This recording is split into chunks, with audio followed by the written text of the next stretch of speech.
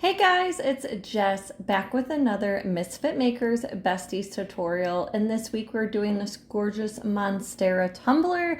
I can't wait to get started. First, make sure you hit that like and subscribe button. We upload twice a week, and that's the way to get notified. Also, check out our free Facebook group, Misfit Makers, and if you want to take your business to the next level, check out our mentorship group, Misfit Makers Besties. All right, so today I'm starting out with my 32-ounce plump from Tipsy Magnolia. This is a prepped tumbler, so I am giving it a light sand just to get some of that coating off, because if you don't do this step and you're using a chalk paint pop of color, then sometimes that chalk paint can repel. So a light sand should do the trick. I'm using orange and yellow today. Of course, I will link all of my supplies down below, along with any discount codes that we may have. This is a burst tumbler, which means I am starting in the middle with one color, and then it's going to ombre out into the other color at the top and the bottom. So I'm creating that orange in the middle, and then I'm going to go in with the yellow for both sides. The trick to pop of color is you want a nice thin coat. Thin coat. If you're having any kind of troubles with it cracking, then your paint is too thick. Most of the time, you can get away with one coat using a chalk-based paint because it does have better coverage. But again, it's better to do a thin coat and then have to do a second coat than one thick coat, okay? Trust me. Also, guys, when you're doing a base coat, make sure your colors are blending very nicely like so. You don't want block sections, because sometimes those harsh block lines can show through your glitter. So make sure you're taking the time to really blend those colors together. Once my paint is completely dry, now I'm going to go in and add my adhesive. I'm using Fast Set from CCDIY as my adhesive today, and a little bit goes a long way. We don't want to saturate our tumbler when using epoxy as our adhesive. Like, I am using probably 2.5 mLs for this big 32-ounce plump. So really work that epoxy all the way around instead of saturating your tumbler. The glitter colors I'm using today are orange Julius and St. Jude, both from Peachy Olive. Again, I will link all of the supplies down below. Remember, if you are in our Besties group, we have higher discount codes over there, so make sure you're checking the featured section for those higher codes. Okay, so I'm going to start with my middle color, our burst color, which is the orange, and I'm creating that line right in the middle. I like to call it my guideline. Once I have that guideline, then I'm going to tilt my tumbler down 90 degrees and ombre down, and then I'm going to reverse it and do the same thing the opposite direction.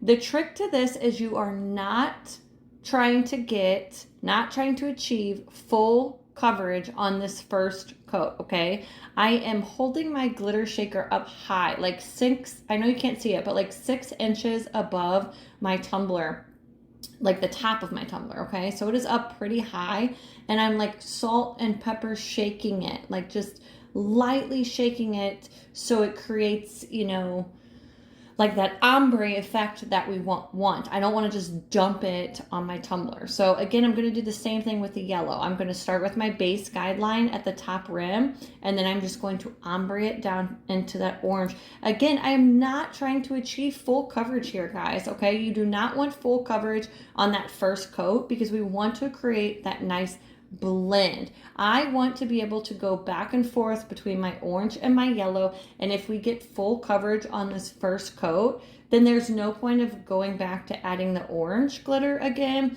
because none of it's going to stick, right? So like our tumbler's already covered. So as you can see here, those like slick spots, wet spots where there's no glitter, there's a little bit of glitter, but it's not full coverage, okay? So I'm going to do this with the yellow, and then you're going to see in a second I'm going to go back with the orange, ombre the orange, and then I'm going to go back with the yellow again.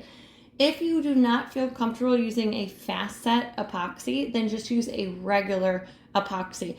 I have been doing ombres for a very long time, and I like to consider myself pretty good at them, but I still take my time when doing an ombre. I will not mix epoxy up for multiple cups, multiple tumblers at a time if they are all needing ombres. I will do one at a time and focus on one tumbler at a time. Again, going back and forth. I think that is the main problem people have when trying to achieve that perfect ombre look, is they don't, they try to achieve it just right off the bat, and that's not going to happen. Okay, so give yourself some wiggle room. Don't try to just go for full coverage on the first coat, and allow yourself to go back and forth. Okay, patience is a virtue.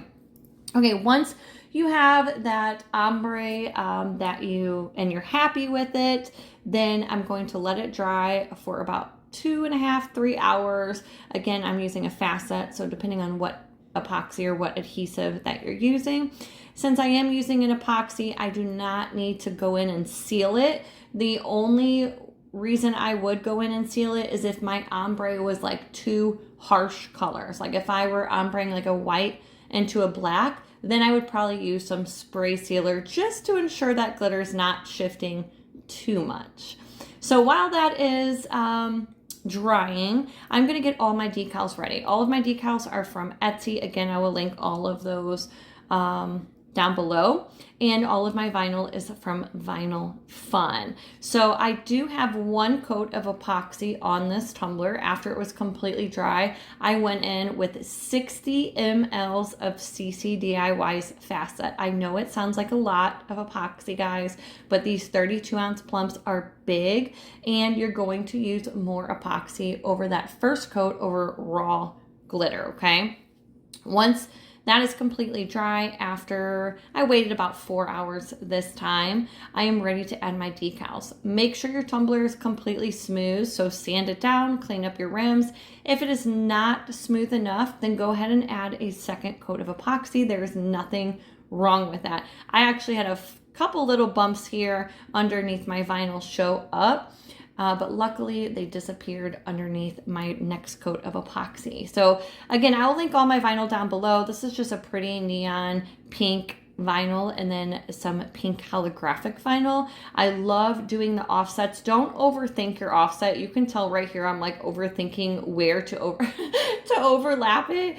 Don't overthink it. It looks great, I promise. Just slap that baby on there. But I love this style tumbler. I've been wanting to make one of these for such a long time. They are so popular in the tumbler world. I feel like you can really get inspired if you just look up Monstera glitter tumblers. So many amazing creators are making these. So, and again, they're just that perfect summery vibe tumbler. So after we get all of our decals added, of course, I had to add some leopard print because you know I love my leopard, and I just think the leopard looks so good with the Monstera leaves.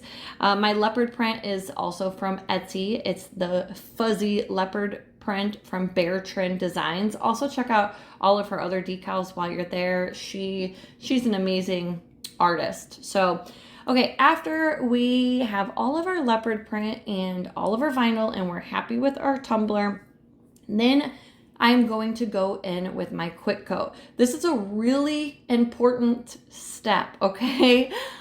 Don't skip on the quick coat. Quick coat is a CCDIY product and it is a sealer. So you want to seal all of that vinyl. You don't have to seal every tumbler, but anytime I am using vinyl to overlap more vinyl, or I have a lot of vinyl on my tumbler like so, or I'm using a glitter vinyl, a holographic vinyl, any kind of specialty vinyl, you best believe I am using my quick coat to seal that vinyl.